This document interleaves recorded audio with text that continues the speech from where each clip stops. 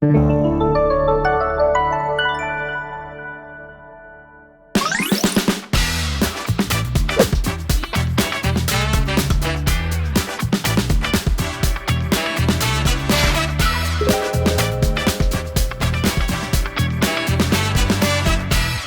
회생 절차는 법인이 또 회사가 향후에 매출을 통해서 이익을 남기고 현금을 남겨서 그걸로 채무를 변제하는 제도이고요. 그걸 통해서 사업을 영위하는 제도인데, 여기서 가장 중요한 거는 이익과 현금을 남기는 겁니다. 무조건 매출이 높다고 해서 좋은 게 아니고, 이익이나 장부상 이익이 있다고 해서 좋은 게 아니고, 실질적인 가용자금의 현금이 얼마인지가 중요한데요. 우리가 회생회사 또는 한계기업들의 어떤 재무제표를 보다 보면 매출이 상당히 높습니다. 그래서 근데 실제로 보면 현금이 남질 않는데요. 왜 그러냐 봤더니 은행에서 대출을 해주기 위해서 어느 정도 매출이나 이런 것들이 있어야 대출 회수가 안 되고 유지가 가능하다, 이런 요구가 있다고 해서 매출을 높거나, 또는 경우에 따라서는 그 건설회사나 이런 경우들이 있는데요. 어쩔 수 없이 현장을 대기업과 거래하기 위해서, 현장을 유지하기 위해서 마진이 안 났는데도 현장을 유지해서 매출을 억지로 높이는 경우가 있는 반면에, 또는 이제 우리가 원재료를 구매함에 있어서도 비용이 터무니없이 높은데도 구매하는 경우가 있어요. 예를 들어서 저희가 진행했던 사례 중에는 매출, 그 원재료를 공급하는 회사가 곧 우리한테 그 일감도 주는 그런 회사예요. 그렇다 보니까